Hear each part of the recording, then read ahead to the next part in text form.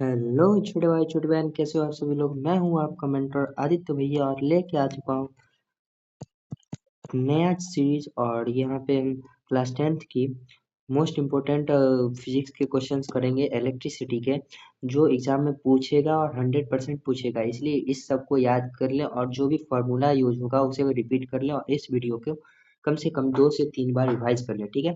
तो चलिए हम अपने पहले क्वेश्चन की से चलते हैं। यहाँ पे क्वेश्चन नंबर 1 कह रहा है कि विद्युत धारा का ऐसा मात्रक क्या होता है। तो आपको ये याद रखना है, विद्युत धारा का ऐसा मात्रक एम्पियर होता है। ए होता है जो ऑप्शन नंबर 3 में है, तो यहाँ पे हमारा ऑप्शन नंबर 3 सही हो जाएगा, ठीक है। अगले क्वेश्चन की तरफ हम बढ़ते हैं। यहाँ पे हमारा क्वेश्चन नंबर 2 कह रहा है ओम के नियम का सही रूप कौन सा है। तो ओम के नियम का सही रूप है V equal to I R. Option number A हमारा करेक्ट हो जाएगा, ठीक है। यहाँ पे हमारा आपको ये याद रखना है V equal to I R होगा। तो इसे ही हम अगर जो आई निकाले, विद्युत धारा पूछे, तो आई बराबर V बटे आर, इसको इधर लेके चले जाएंगे, इसको इधर लेके चले जाएंगे, V ऐसे ही रहेगा, V बाई आर हो जाएगा। और वहीं पे रेजिस्टेंस R पूछे तो इसको यही यही रहने देंगे और I को इधर लेके आ जाएंगे, तो V बाई आई हो जाएगा। ये आपको याद रखना है, ये मोस्ट ऑफ इम्पोर्टेंट है, ये इस पे न्यूमेरिकल आते हैं, ठीक है। अगले क्वेश्चन की तरफ बढ़ते हैं। परिपथ में वोल्ट मीटर कैसे जुड़ा रहता है। तो यह आपको याद रखना है, परिपथ में वोल्ट मीटर समांतर जुड़ा रहता है। पैरेलल, ऑप्शन नंबर 2 हमारा सही सही हो जाएगा, ठीक है। हम अगले क्वेश्चन की तरफ बढ़ते हैं। परिपथ में अमीटर कैसे जुड़ा होता है। तो परिपथ में अमीटर जो है वो श्रेणी क्रम सीरीज में जुड़ा होता है। तो यहाँ पे ऑप्शन नंबर 1 हमारा सही हो जाएगा। हम अगले क्वेश्चन की तरफ बढ़ते हैं। यहाँ पे हमारा क्वेश्चन नंबर 5 कह रहा है समान पदार्थ वाले तार की लंबाई 2 गुने करने पर प्रतिरोध हो जाएगा। तो याद रखना है आपको कि समान पदार्थ वाले तार की लंबाई 2 गुनी करने पर प्रतिरोध भी 2 गुना हो जाएगा, क्योंकि तार की लंबाई L directly proportional to R होता है। यानी अगर जो L बढ़ेगी तो R भी बढ़ेगी, अगर जो 2 बार L बढ़ेगी तो R भी 2 बार बढ़ेगी, ठीक है। तो यहाँ पे ऑप्शन नंबर 2 करेक्ट हो जाएगा। यहाँ पे हम अगले क्वेश्चन की तरफ बढ़ते हैं। क्वेश्चन नंबर 6 कह रहा है अनुप्रस्थ क्षेत्रफल के 2 गुना करने पर प्रतिरोध। यह आपको याद रखना है कि इसका आंसर हो जाएगा आधा, ठीक है। अगले क्वेश्चन की तरफ बढ़ते हैं। यहाँ पे हमारा क्वेश्चन नंबर 7 कह रहा है प्रतिरोध किस पदार्थ पर निर्भर करता है। तो यह आपको याद रखना है, प्रतिरोध जो है पदार्थ और तापमान दोनों पर निर्भर करता है। तो प्रतिरोध किस पर निर्भर करता है, पदार्थ और तापमान दोनों पे, और इसका आंसर हो जाएगा ऑप्शन नंबर 3। चलिए अगले क्वेश्चन की तरफ बढ़ते हैं। यहाँ पे अगला क्वेश्चन नंबर 8 कह रहा है 1 किलोवाट घंटा बराबर होता है 1 kWh, मतलब किलोवाट घंटा इसका मतलब हुआ। और इसका आंसर हो जाएगा 3.6 गुने 10 के पावर 6 जूल। यानी ऑप्शन नंबर 1 हमारा 100% करेक्ट होगा, ठीक है। हम अगले क्वेश्चन की तरफ बढ़ते हैं। यहाँ पे विद्युत शक्ति का सही सूत्र कौन सा है। यहाँ पे हमारा आंसर हो जाएगा विद्युत शक्ति का ऑप्शन नंबर 1, क्योंकि आपको ये याद रखना है यहाँ पे वी आई पी, अगर जो हम लिखेंगे वी आई पी और बीच में इक्वल टू लगा देंगे, ये सही सूत्र हो जाएगा। और यहीं पे अगर जो पी दिया हो, पावर दिया हो और भी दिया हो, तो यहाँ पे आई पूछेगा, तो हम आई को भी को इस तरफ ले आएंगे, तो ये हो जाएगा I equal to P by भी। ये आपको याद रखना है। ऐसे ही अगर जो भी पूछे और आई दिया हो, तो आई को इस तरफ ले आएंगे, पी बाई आई हो जाएगा, ठीक है। अगले क्वेश्चन की तरफ हम बढ़ते हैं। यहाँ पे हमारा अगला क्वेश्चन क्वेश्चन नंबर 10 कह रहा है घरेलू पदार्थ में उपकरण कैसे जुड़ा होता है। तो यह आपको याद रखना है कि घरेलू पदार्थ में उपकरण समानांतर जुड़ा होता है। ऑप्शन नंबर 2 हमारा करेक्ट हो जाएगा, ठीक है। आपको याद रखना है कि श्रेणीकरण में एक पदार्थ हटने पे सभी पदार्थ बंद हो जाए, सभी पदार्थ के पास लाइन जाना बंद हो जाती है, ठीक है।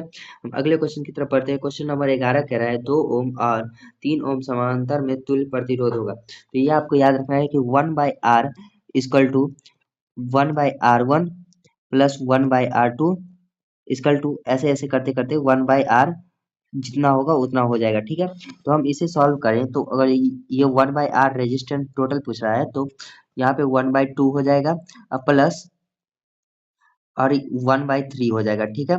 तो यहाँ पे हम अगर इसे बनाए तो यहाँ पे 6 हमारा लघुत्तम हो जाएगा और ये यहाँ पे 3 3 दूनी 6 हो जाएगा और यहाँ पे 2 हो जाएगा, यानी 5/6 इक्वल टू 6 आर अगर जो हम यहाँ पे लिखेंगे तो यहाँ पे आ जाएगा 6/5 और इसे मल्टीप्लाई हम करते हैं तो यहाँ पे हमारा आंसर ऑप्शन नंबर 3 आता है, जो कि है 1.2।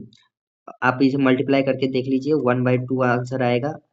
और ऐसे आपको ये फॉर्मूला आपको याद रखना है कि 1/r बराबर होता है 1/r1 प्लस 1/r2, ऐसे ही करके डॉट डॉट जितना अगर जो प्रतिरोध दिया रहे उतना, ठीक है।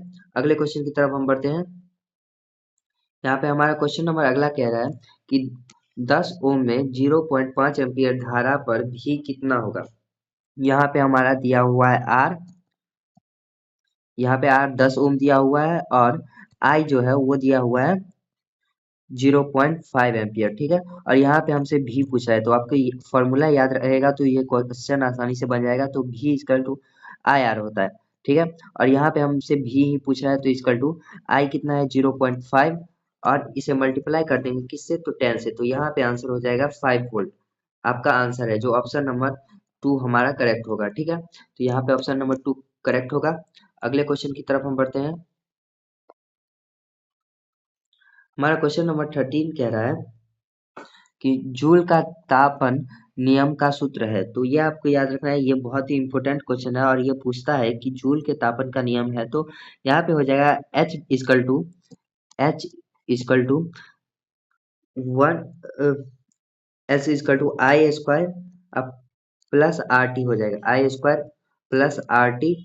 ये आपको याद, इसमें न्यूमेरिकल नहीं पूछता है, बस आपको याद रखना है। ऑप्शन नंबर ए हमारा करेक्ट हो जाएगा, ठीक है। अगले क्वेश्चन की तरफ बढ़ते हैं। यहाँ पे क्वेश्चन नंबर 14 कह रहा है फ्यूज तार की सही विशेषताएं हैं।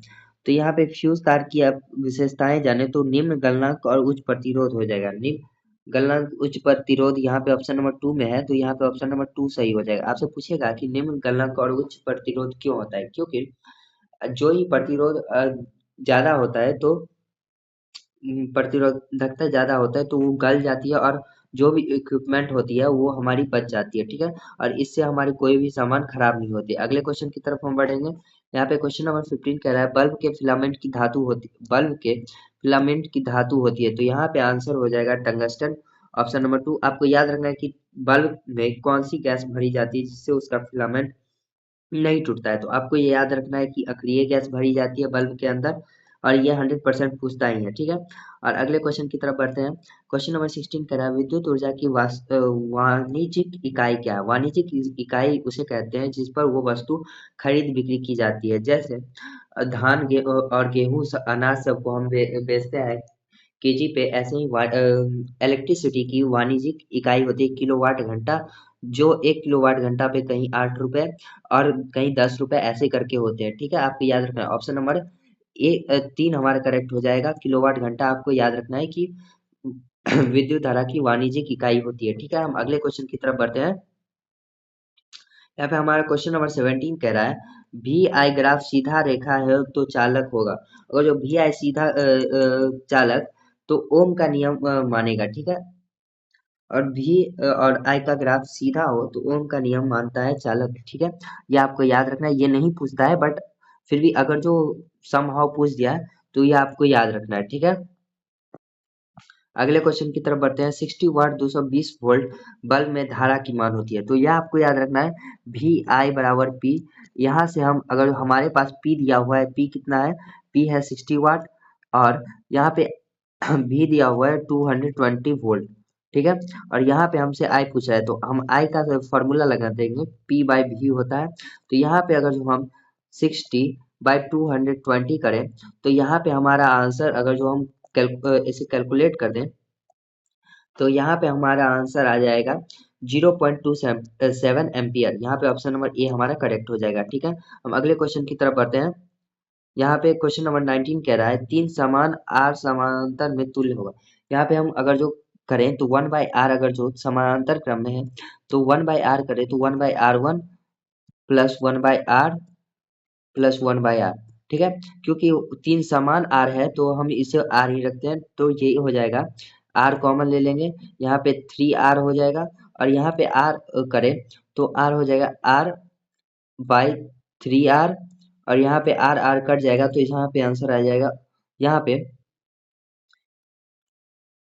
पे आर हटा दीजिए,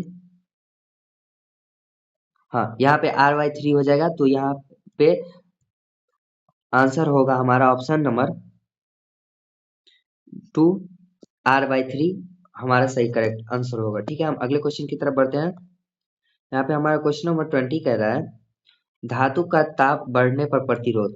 धातु का ताप अगर जो ही बढ़ेगा तो आपको यह याद रखना है कि धातु के ताप बढ़ने पर प्रतिरोध भी बढ़ता है, क्योंकि जो प्रतिरोध जो है वो डायरेक्टली प्रोपोर्शनल टू टेम्परेचर होता है, ये आपको याद रखना है। और आज के लिए बस इतना ही। Thank you. और हमारे चैनल को सब्सक्राइब कर लीजिए और ऐसे ही कंटेंट के लिए हमें फॉलो भी कर लीजिए।